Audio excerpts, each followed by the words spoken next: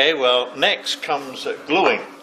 And what we're going to do is we're going to glue the staves into half rings. So we cut these at 15 degrees. So that means there's 12 staves. So 6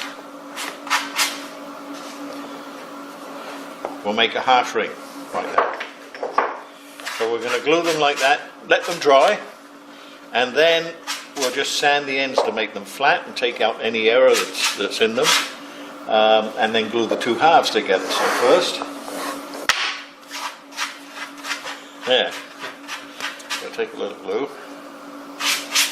and just make sure both halves are covered, and then we'll just rub it together, push them together, set it square, and make sure the outside edge is lined up.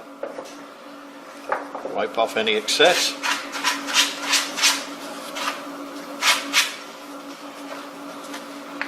It's just the surface tension that holds them together. Yeah, it's amazing, isn't it?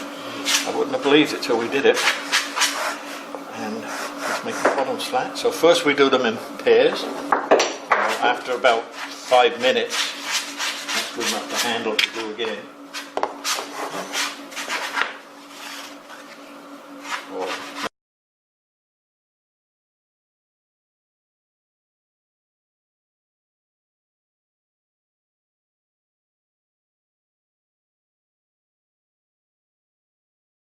The other thing we do is mark the top end, so we know the other end is the end that's flat.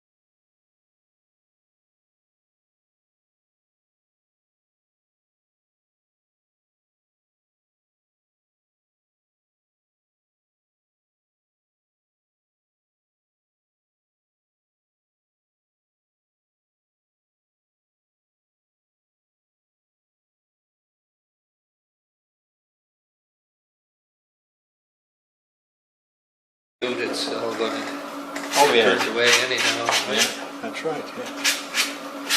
Yeah. The only place it might matter is, remember, we're going to glue a couple of blocks inside, so we don't want big globs of glue sticking out inside.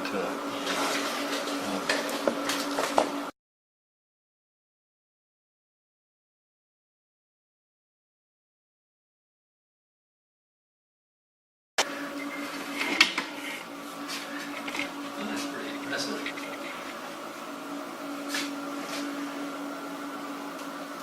Let's see the beads there, so see what's going on. 8, 9, 10, 11.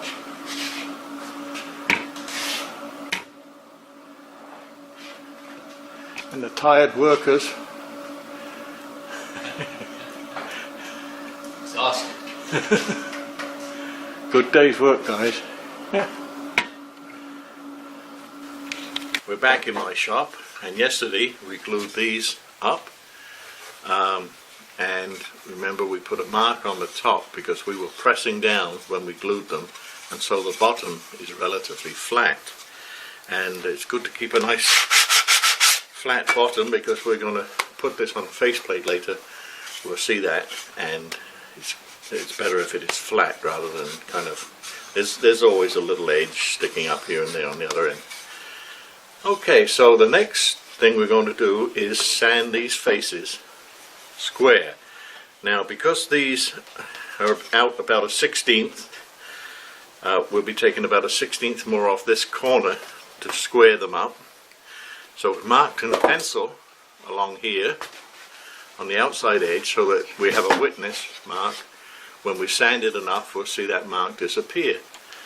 Now, to sand it, I have a large floor sanding disc here on a faceplate and a little flat shelf, little flat surface here on the lathe, and that sits on there, and we sand it against the plate. So we'll start that now, and we'll do a couple. Turn the suction on.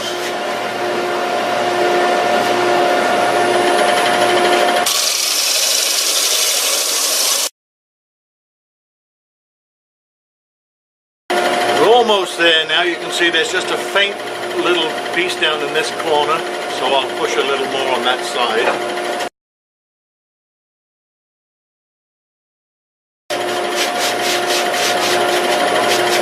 There, that's all there is to it. We've got to, you notice I did, after I'd done these, I did put those down because we now had a flat surface, just touched the bottom, take off any little lumps. Yeah, one done. Another 20 or so to go.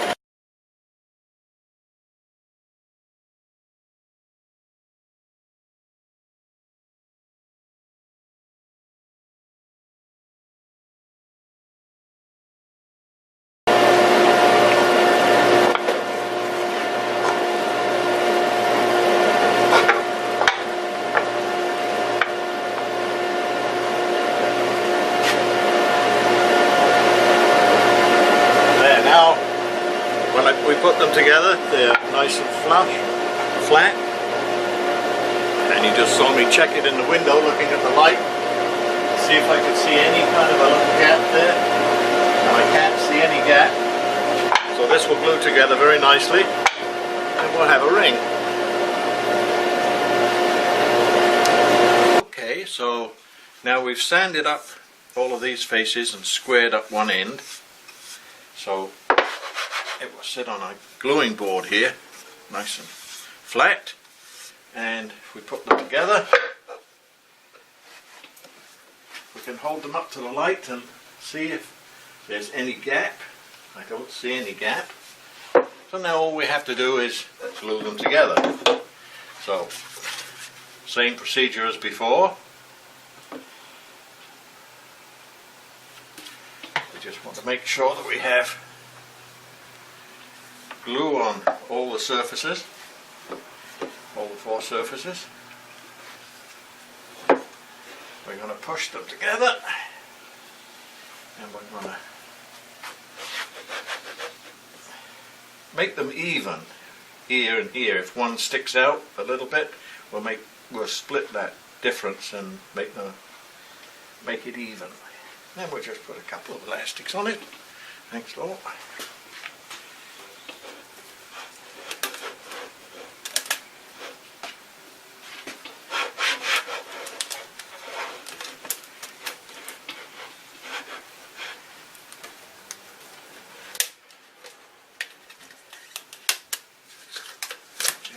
Middle.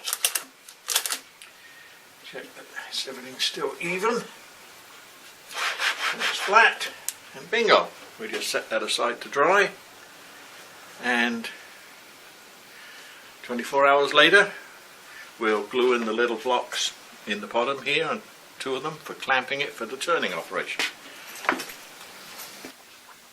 Here are the rings. 24 hours later we're going to glue the little blocks in, the little clamping blocks now. So I'll move the camera around and we'll glue a few blocks in. Welcome back into the shop. We have these staved rings now, and if you remember, one side is flat because we glued everything holding it down flat on the gluing surface, and we want to be able to clamp this to the faceplate. To do that, we're going to glue on some little blocks, these little blocks. They're 2 inches by 1.25 inches by 3/4, and we're going to glue these onto a couple of surfaces here opposite one another, the 2 opposite surfaces here and here, and we're going to glue them so that they're flush on the gluing surface with this. Now, this is a little change in what I was doing. before I was putting a paper joint in there. I was gluing paper between the block and the wood surface.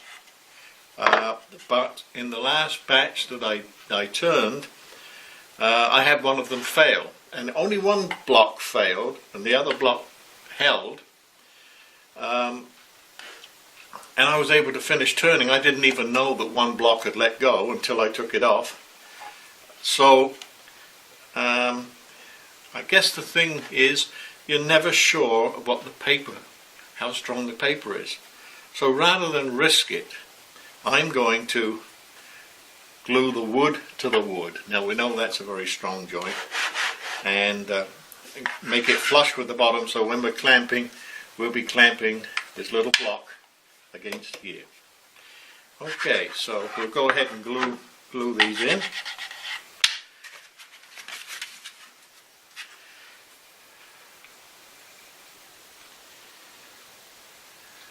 Same old procedure. What we want is to have glue all over both surfaces, and we rub it on, rub it in, rub it down tight until it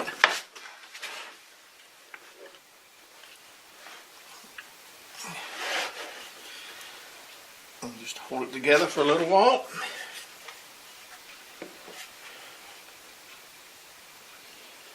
Pushing it together. And that really kind of creates the vacuum, I guess. Pushes any air or extra glue out. And it's the surface tension then that holds it in. So, this is a new and improved method.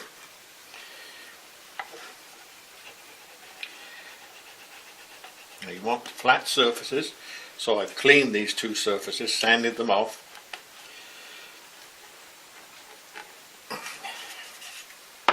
It's so tight almost you can't move it.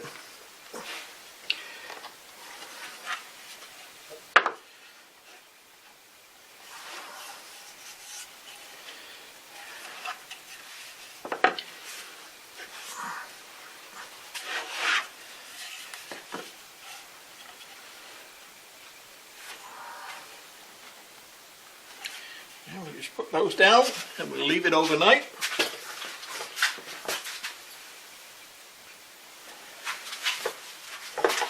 And tomorrow we'll be turning these two.